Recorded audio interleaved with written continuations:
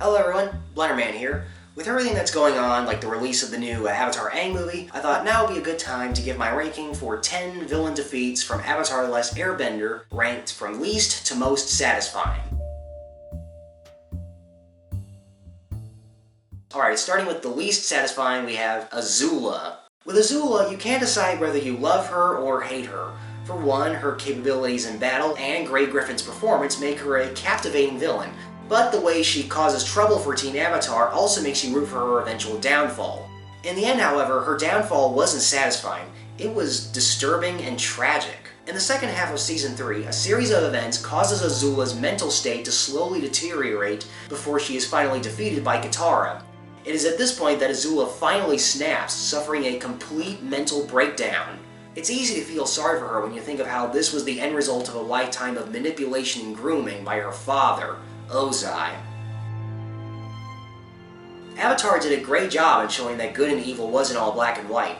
Not all firebenders were evil, and even the Earth Kingdom and Water Tribes had some pretty bad eggs. One notable example was Hama, a southern waterbender who was taken captive by the Fire Nation. She escaped by developing a new, horrifying form of waterbending, bloodbending, which looks like something straight out of The Exorcist. She then used her abilities to kidnap Fire Nation civilians and then sought to pass down her teachings to Katara. Katara eventually was able to defeat her, but at a price. In order to save Aang, she was forced to bloodbend Hama. As she's taken away, Hama laughs, having succeeded in passing down her teachings to Katara, turning the scene of triumph into something more horrifying. In one of the show's best episodes, Prince Zuko is taken in by a family in an Earth Kingdom village, which is controlled by a group of soldiers. Instead of protecting the village, the soldiers abuse their power and antagonize the family that Zuko befriends. When their youngest son, Lee, stands up to them, they take him away, so Zuko decides to put them in their place. Like Hama, however, their defeat comes at a price. Zuko is eventually forced to reveal himself as a firebender and is subsequently cast out by the villagers, even by Lee and his family. We understand why they didn't like the Fire Nation, but it still hurts.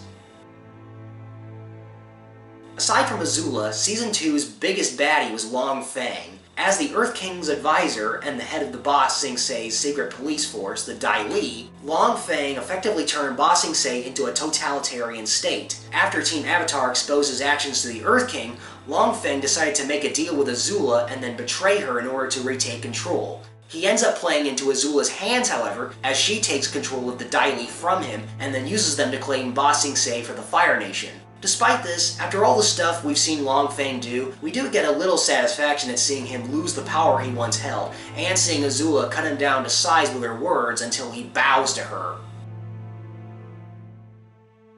Yet another Earth Kingdom antagonist, Jet was the leader of a small group who waged guerrilla warfare on the Fire Nation. This wasn't just limited to the military, as they even attacked Fire Nation civilians, and Jet was even prepared to drown an entire Earth Kingdom village to achieve his objective. Once his plan is discovered, Aang battles with Jet through the treetops before he is subdued by Katara. Meanwhile, Sokka manages to warn the village and the inhabitants evacuate just in time. With Team Avatar leaving him behind, Jet's defeat leads him to reflect on his actions, setting him on his path towards redemption in Season 2. George Takei is always a welcome presence. The same, however, cannot be said of the character that he plays in Avatar. In an early Season 1 episode, the gang seeks to rescue Earthbenders who are being held on an offshore prison rig. The warden overseeing it is a ruthless man who punishes his prisoners for even the most mundane offenses. Taking delight in how he's managed to break their spirits, we were all looking forward to seeing the prisoners rise up against him. And we get our wish in the episode's final act, when the prisoners are finally given the means of rebellion by Team Avatar. He is then given a much-deserved dunk in the oceans below. In Appa's Lost Days, we are forced to watch as Appa goes through one form of hell after another in search of Aang. One early moment sees Appa sold into a Fire Nation circus, where he is subjected to cruel treatment by its residential animal tamer. His status as an animal abuser is more than enough to make us hate him, and we loathe him even more for his treatment of our favorite sky bison. In his first performance, however, Appa manages to break free and escape the circus. This moment of satisfaction also comes as a double whammy, as Appa also manages to use his tail to launch his captor right out of the tent. It must have hurt, but it was definitely deserved.